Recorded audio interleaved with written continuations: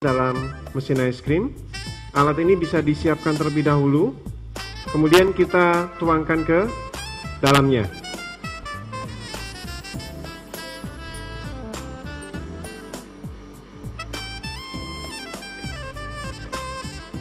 Oke, kita masukkan, kita aduk terus sampai dia menjadi satu gumpalan es krim.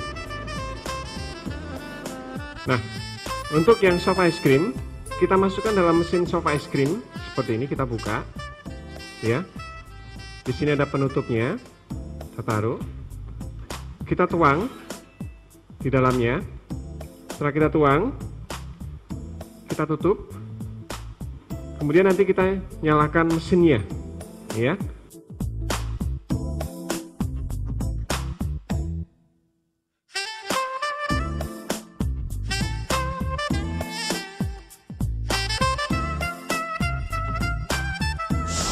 Nah, adik-adik, ice cream yang kita buat sudah jadi.